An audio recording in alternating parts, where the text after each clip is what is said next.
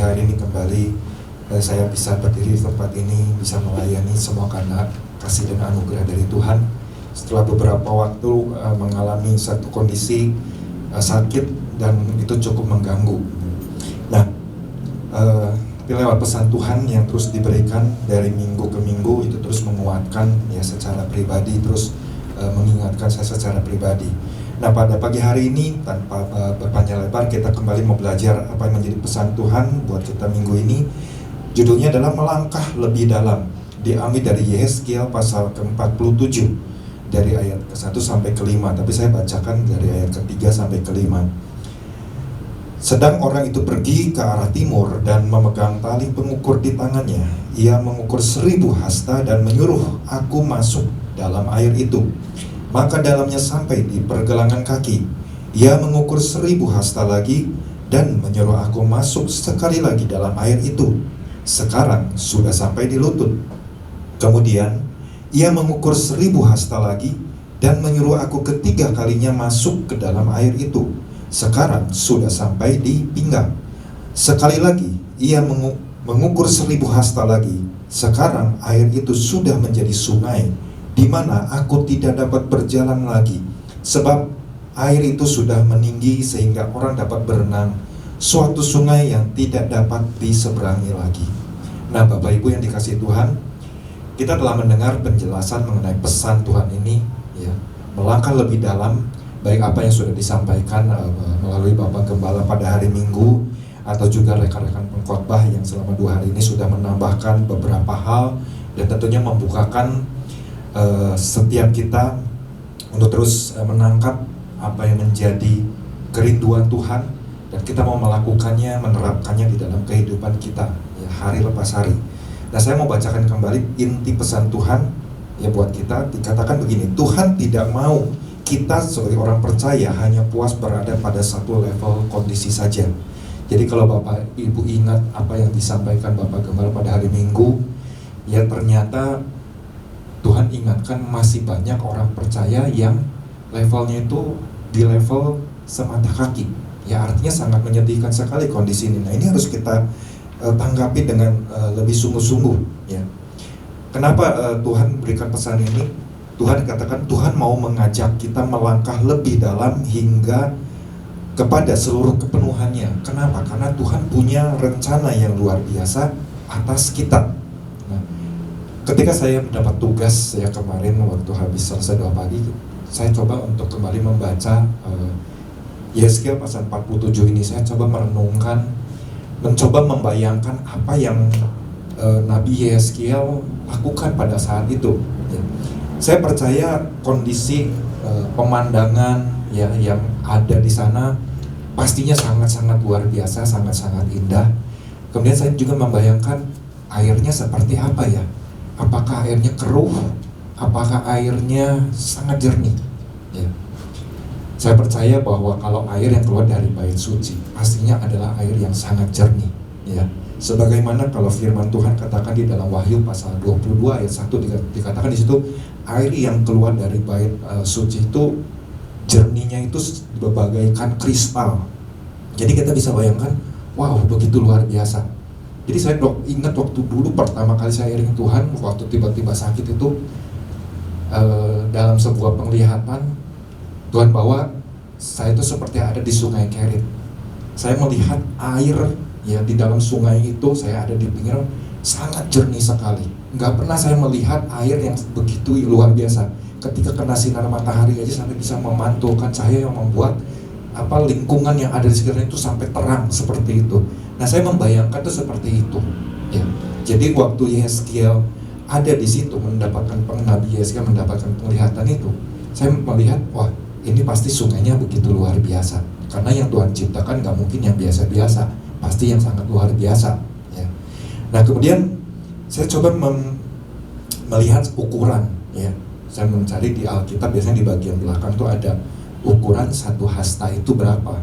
Nah, kalau Bapak Ibu tadi apa yang saya sudah baca, ini kan bagaimana di situ dikatakan sedang orang itu pergi. Ini kan digambarkan sebuah pribadi ya, bisa saya malaikat Tuhan ada di situ, dia menggunakan alat pengukur ya. Alamun tadi saya lupa, mau bawa meteran lupa gitu, ya ketinggalan. Nah, saya membahas satu hasta itu berapa panjang ya. Saya coba lihat di Alkitab 45 cm ya. Jadi kalau pribadi ini ya, malaikat yang dia mengukur 1000 hasta berarti kurang lebih panjangnya 45.000 cm ya. Kalau dibagi 100 ya, 1 meter berarti kan 450 meter. Saya bayangkan, wah, kalau malaikat itu dia berjalan 450 meter untuk mengukur 1000 hasta, ya cukup jauh ya, cukup jauh juga. Mungkin kalau dengan mata, kalau seusia saya sekarang melihatnya wah udah mulai agak kecil gitu ya, nggak gitu jelas dari jauh. Tapi di situ mungkin gambarannya dengan air yang begitu jernih ya, pemandangan indah kena matahari, rasanya mungkin pendapat dari BSL kayaknya itu luar biasa sekali, indah juga gitu ya.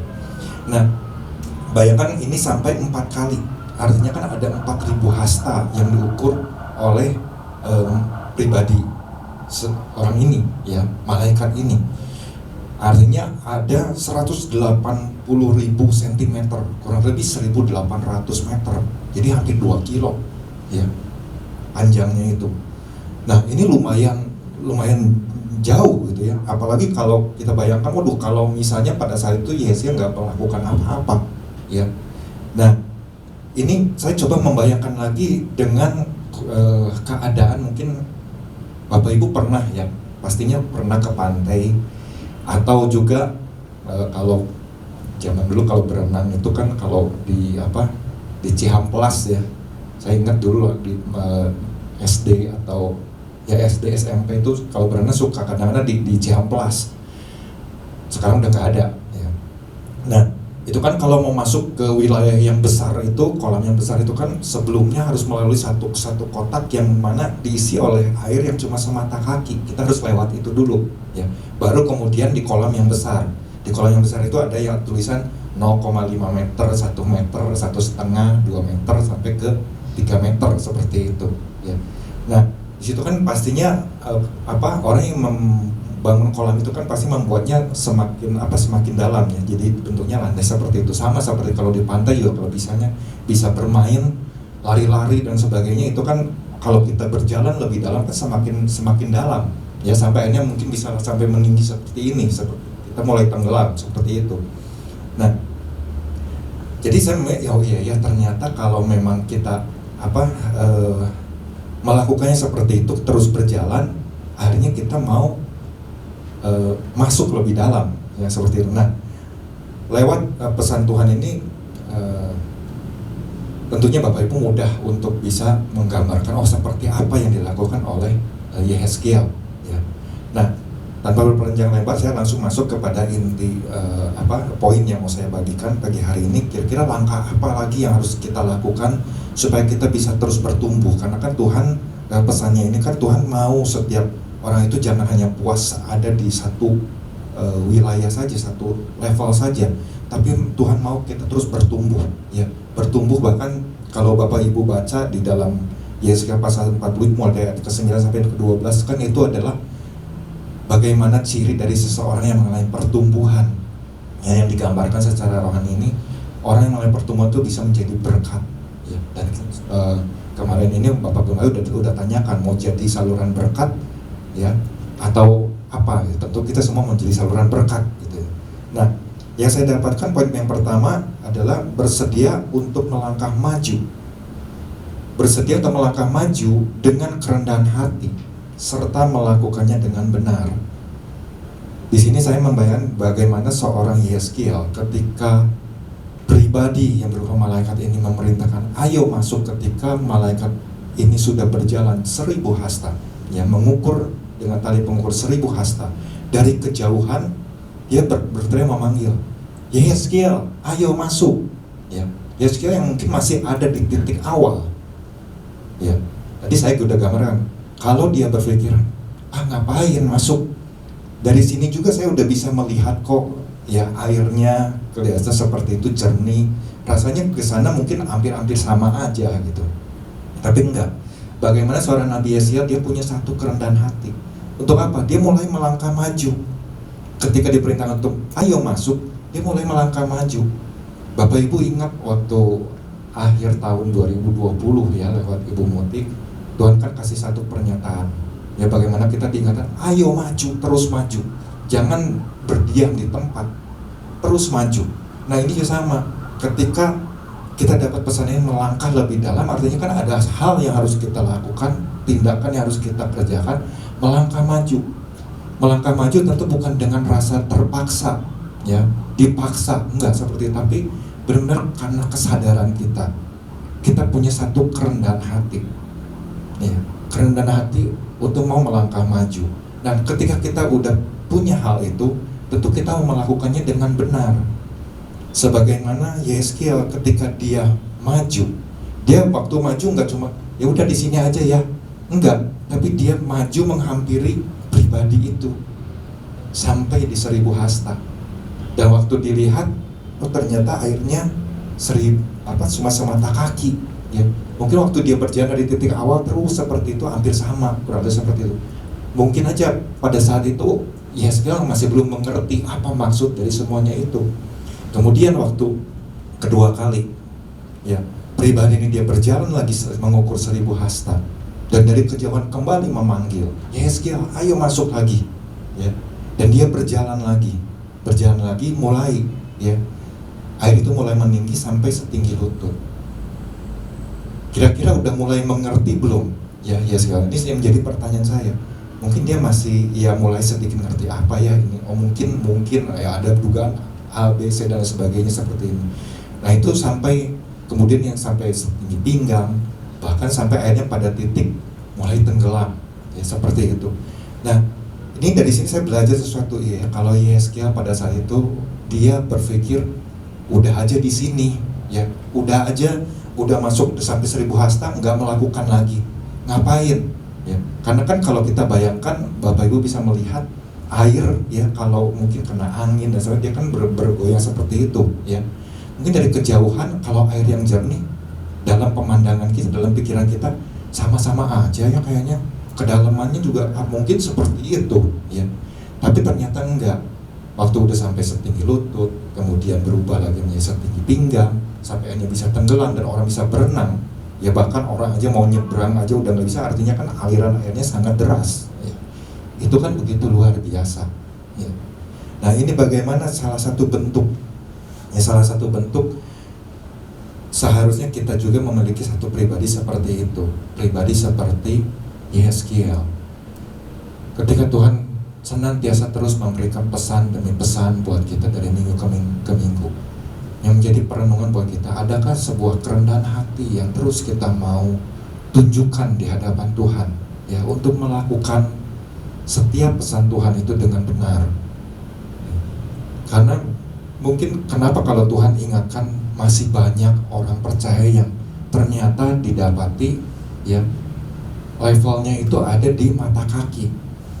Nah ini kan berarti selama ini mungkin sudah berjalan sekian tahun, apalagi kan orang yang udah iring Tuhan sekian tahun, ternyata levelnya masih di mata kaki. Wah ini kan parah sekali ya. Ini juga menjadi satu teguran, satu nasihat untuk mengingatkan saya secara pribadi ya.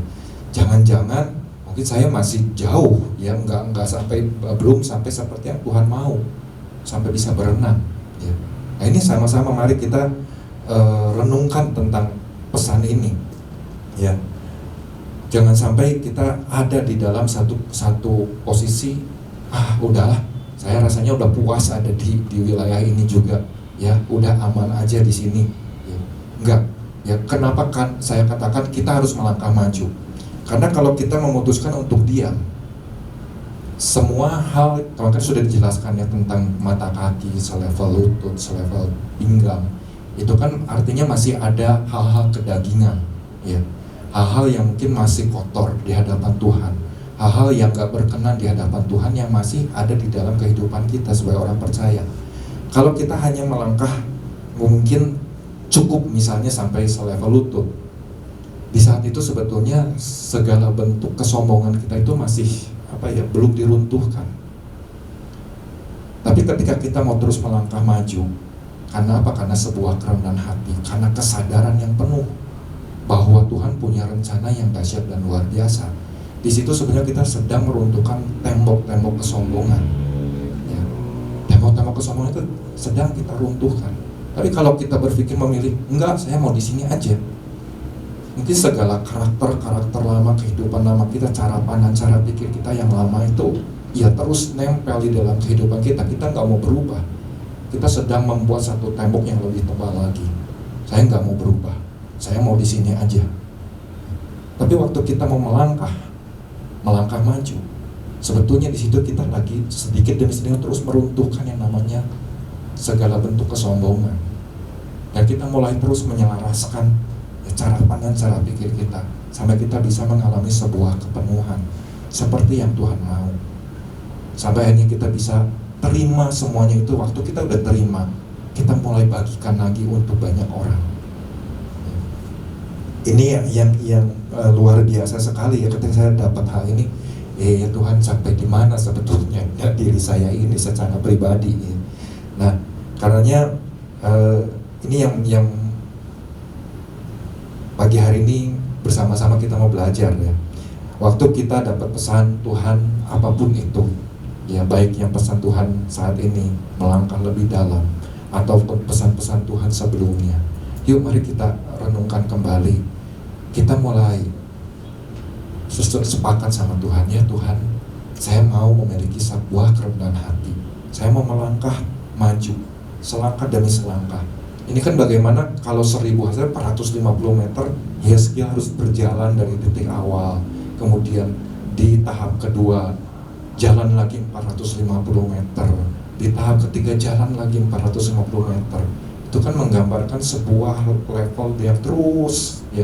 Dia nggak pernah mau setelah ada di level misalnya lutut, kemudian dia berbalik, enggak, udah di sini aja ya, atau dia berbalik ke titik awal, enggak. Tapi dia terus berjalan.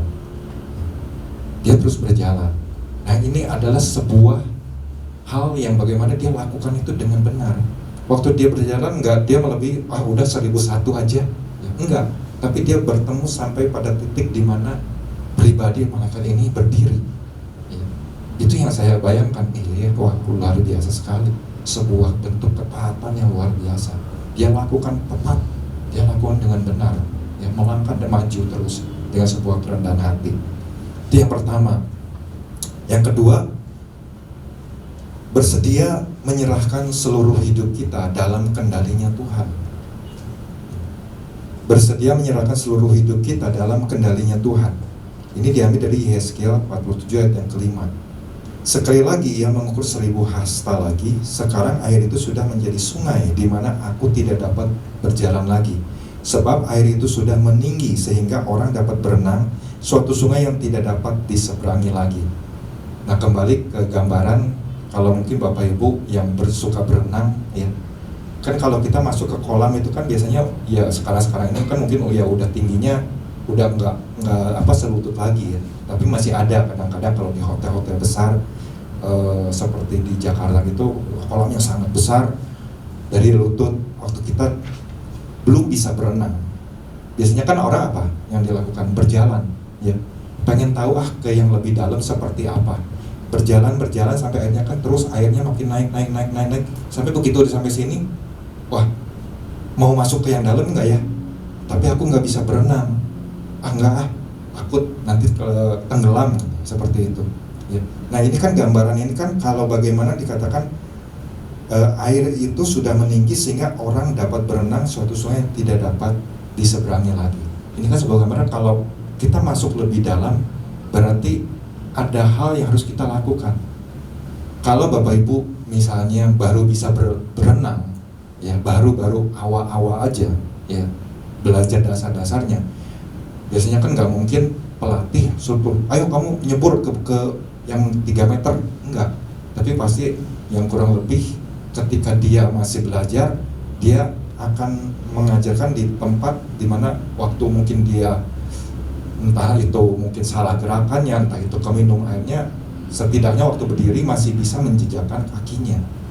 Tapi waktu kalau udah masuk ke dalam, itu udah nggak bisa menjejakkan kaki, dia udah benar-benar harus ngambang ya. Nah, kalau orang yang masih berjalan dengan kekuatan sendiri, ya, waktu dia ada di dalam posisi di wilayah yang dalam, itu bisa jadi tenggelam. Ya. Saya pernah merasakan hal itu. Ya karena kan saya bukan orang yang senang untuk berenang, ya. Nggak bisa berenang, tapi coba-coba, wah berenangnya langsung di yang dalam, gengsi ceritanya seperti itu. Ya. Ternyata waktu, keminum airnya kan kalap, ya. Tiba-tiba kaget seperti itu, tiba-tiba bergerak sendiri seperti itu kan, akhirnya malah tenggelam. Ya. Tapi untungnya kan bisa segera kembali ke dasar untuk melakukan satu gerakan lagi sampai Anda bisa cepat-cepat nyampe ke ujung gitu. Dari situ saya kan untung nggak tenggelam, ya untung nggak tenggelam. Tapi di sini kan bagaimana dikatakan bahwa ketika orang itu sudah bisa berenang, akhirnya kan benar-benar di situ saya belajar, ya berarti harus punya satu bentuk penyerahan diri, ya nggak pakai lagi kekuatan sendiri, tapi benar-benar mengandalkan Tuhan. Hidup kita tuh benar-benar dikendalikan oleh Tuhan. Bayangkan Bapak Ibu kalau misalnya kita ini seperti sebuah mobil, ya sebuah kendaraan di mana kan ada kemudi setirnya. Tapi yang mengemudikannya itu bukan diri kita. Yang mengemudikannya itu adalah Sang Sumber pemberi kehidupan itu, Tuhan Yesus sendiri. Kita adalah orang yang dikendalikan. Artinya waktu kita sebagai kendaraan itu kita dibawa oleh Sang pengemudi, kemanapun ya sang pengemudi itu mau bawa pasti akan sampai kepada tujuan. Sama seperti kalau kita juga mau melakukan satu bentuk penyerahan diri, ya, menyerahkan seluruh hidup kita dikendalikan oleh Tuhan. Tuhan pasti akan bawa kepada satu tujuan yang luar biasa. Kita nggak lagi mengendalikan dengan kekuatan kita sendiri, tapi kita benar-benar dikendalikan. Wah, Tuhan mau bawa belok ke kiri, Tuhan mau belok ke kanan, Tuhan mau bawa lurus. Itu kan begitu luar biasanya, begitu indahnya. Tapi kalau kita merasa, wah enggak, saya masih bisa punya kekuatan, ya. Mungkin waktu mau digerakkan aja setirnya mungkin jadi berat sekali. Walau ini kan mau belok ke kanan, tapi yang ini pengennya belok ke kiri gitu, ya. Gak bisa seperti itu. Tapi harus ada satu bentuk penyerahan diri, ya. Menyerahkan seluruh hidup kita di dalam tangan Tuhan. Nah, ini saya jadi ingat tentang apa yang ditulis oleh Rasul Paulus, ya, di dalam Galatia 5 ayat 25. Saudara Yohanes Marbun waktu hari Selasa sempat membagikannya. Dan di sini dikatakan jika kita hidup oleh Roh, baiklah hidup kita juga dipimpin oleh Roh. Ya. Ini kan luar biasa sebetulnya. Ya. Tapi ketika saya coba membaca kembali, ya, terjemahan lainnya, artinya kan bahwa kenapa Rasul Paulus saja sampai mengingatkan kepada jemaat di Galatia. Tentu saja Rasul Paulus di dalam pengiringannya kepada Tuhan, dia benar-benar berserah. Seluruh kehidupannya benar-benar dikendalikan oleh Tuhan, nggak lagi oleh dirinya sendiri. Ya. Apa yang mungkin dikatakan dulu merupakan keuntungan buat dia, sekarang itu dianggap rugi. Ya. Ternyata, egois amat ya saya. Sekarang saya mau hidup saya benar-benar dikendalikan oleh Tuhan. Saya mau hidup saya itu benar-benar memberikan keuntungan buat Tuhan, buat kerajaan surga. Nah, itu yang dia lakukan. Ya, Bapak Ibu kan bisa melihat bagaimana seorang Rasul Paulus di penjara aja dia sampai masih bisa menguatkan orang-orang yang ada di luar sana. Orang-orang yang sedang ada dalam tekanan, sedang diintimidasi, sedang mengalami kesulitan-kesulitan di dalam kehidupannya. Tapi Rasul Paulus masih bisa memberikan sesuatu, ya, buat mereka. Ya, bagaimana dikatakan jika kita hidup oleh Roh, artinya kan Roh Kudus di sini, ya. Baiklah hidup kita juga dipimpin oleh Roh.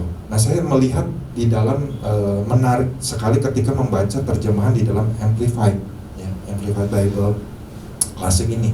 Dikatakan begini, if we live by the Holy Spirit, let us also walk by the Spirit. If by the Holy Spirit we have our life in God, let us go forward walking in line. Our conduct controlled by the Spirit. Ya.